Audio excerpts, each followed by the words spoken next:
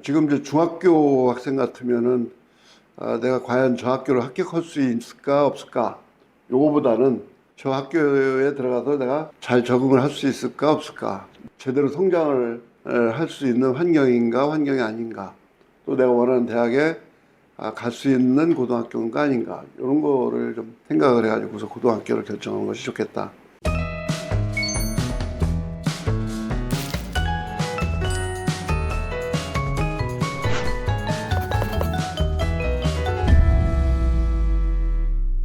안녕하세요. 신진대사 신동원입니다. 예, 안녕하십니까. 진동섭입니다. 고등학교 입시 중에서 전반적으로 부르는 것을 그 자기주도 학습 전형이라고 하거든요.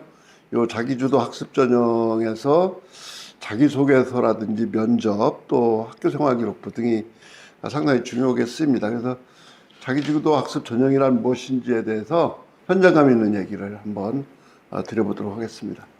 자기주도 학습이란 학습 목표를 학생이 스스로 설정하는 겁니다. 그리고 자기의 어떤 역량이라든지 자기의 학업 스타일이라든지 이런 거에 맞게 다양한 전략을 세워서 학습하는 과정까지도 관리를 하면서 목표를 갖다가 효과적으로 달성하는 과정. 그래서 이제 자기주도 학습 전형이라는 게 있거든요. 고입 전형을 다 이제 자기 주도 학습 전형이라고 부릅니다.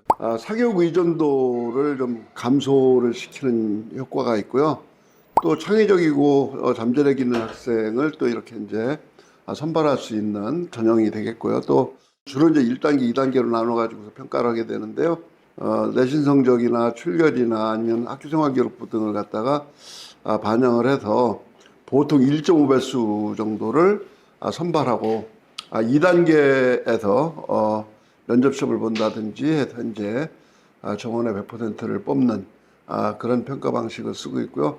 외국어 고등학교나 국제고등학교, 과학고등학교 같은 특목고, 일부 지역에 있는 자율고등학교에서도 자기주도 학습 전형을 채택해서 학생을 선발하기도 합니다.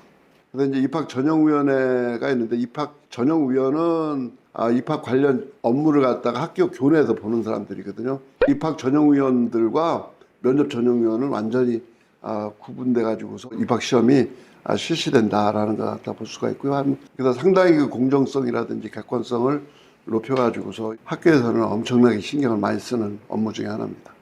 자기주도 학습 전형을 도입하게 된 배경을 잠깐 말씀을 드리면은요, 이게 이제 2010년에 자율형 사립고등학교가 처음으로 생겼는데요.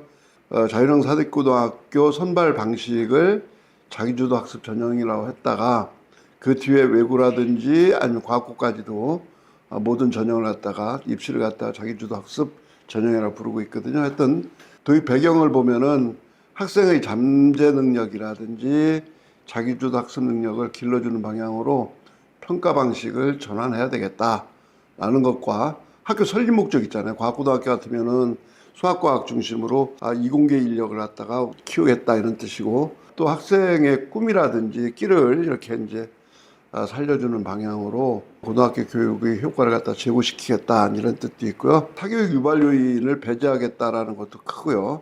자기주도 학습 역량을 중심으로 해서 학생을 선발할 필요가 4차 산업시대에 자꾸 요구가 대두되고 있다 이런 뜻도 되겠습니다. 자기주도 학습 전형의 면접이 좀 독특해가지고서 몇 가지만 설명을 드리도록 하겠습니다. 주로 자기 스스로 공부를 어떻게 했느냐를 물어봐요. 그러니까 학습 직권이 좋아진 것 같은데 어떤 습관을 만들기 위해서 노력했느냐, 뭐 이런 것 등을 물어봐요. 그러니까 굉장히 그 객관적이고 공정성 있게 보게 되는데요.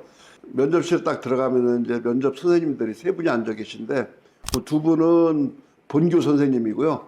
한 분은 외부에서 서울시 교육청에서 파견해서 보내신 분들이거든요. 그래서 이제 블라인드 면접을 제대로 보고 있는지, 아이들의 그 성적이라든지 아니면은 지식을 묻는지 이런 걸 갖다가 감독하는 그 세 분 중에 더 있다 이렇게 볼 수가 있는 거고요. 학생이 이제 면접을 준비하는데 한 10분 내지 15분 정도 시간을 주고 면접실에서 7분 정도, 뭐 어떤 학교는 뭐 한 6분 정도 세 문제에 대한 답을 좀 하게 되는 거거든요.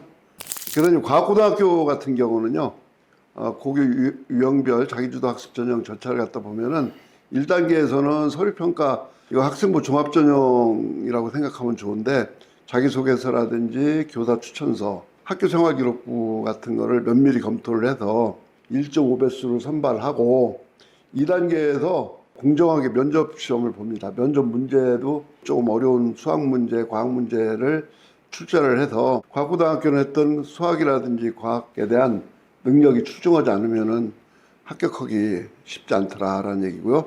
외국고등학교나 국제고등학교는 영어 성적을 청취도만 봐요. 이게 A냐 B냐.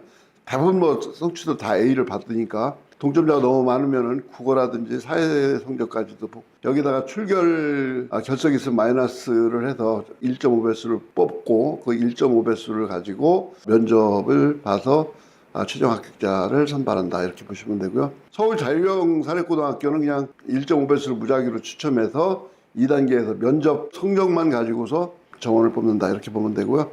서울 이외의 자율형 사립고등학교, 하나고등학교라든지 여기 외대부고라든지 이런 데를 말하는데 학년별 반영 비율에 따라 가지고서 내신 성적을 반영하고 또 출결도 반영해서 2배수를 갖다 뽑은 뒤에 하나고등학교는 뭐 체력검 정도 하더라고요. 이런 식으로 가지고서 각 고등학교 유형별로 자기주도 학습 전형 절차가 좀 다르다라는 것을 볼 수가 있습니다. 성적 평가는 어떻게 하느냐를 한번 보면은요. 아무래도 이제 성적에 따라서 고등학교를 선택하는 경향이 있기 때문에 과학고등학교 같은 경우는 학교생활기록부 평가를 갖다 출결 상황은 반드시 봐요.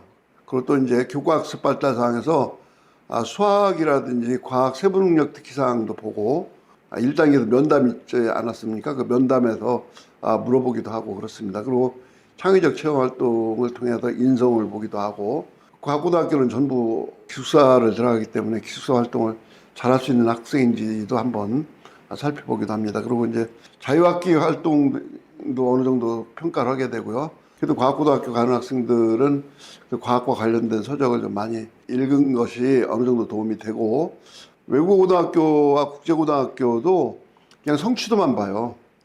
그리고 이제 창의적 체험 활동 보게 되고요. 학급 회장을 했다 안 했다 또는 뭐 전교 회장을 했다 안 했다 뭐 이런 내용들이 창의적 체험 활동이 다 나와 있고요. 봉사활동도 또 나와 있습니다. 서울형 자사고는 숙제 성적을 완전히 보질 않아요. 그냥 창의적 체험 활동하고 출결 상황만 보게 된다. 근데 이제 출결 상황 같은 경우도 면접 때 물어봐요.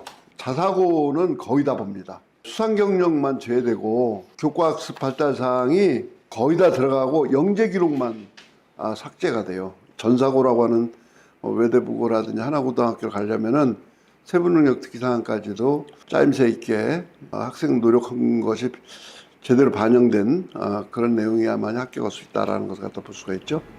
지금 이제 중학교 학생 같으면은 내가 과연 저 학교를 합격할 수 있을까 없을까 요거보다는 저 학교에 들어가서 내가 잘 적응을 할 수 있을까 없을까 제대로 성장을 할 수 있는 환경인가 환경이 아닌가 또 내가 원하는 대학에 갈 수 있는 고등학교인가 아닌가 이런 거를 좀 생각을 해가지고서 고등학교를 결정한 것이 좋겠다.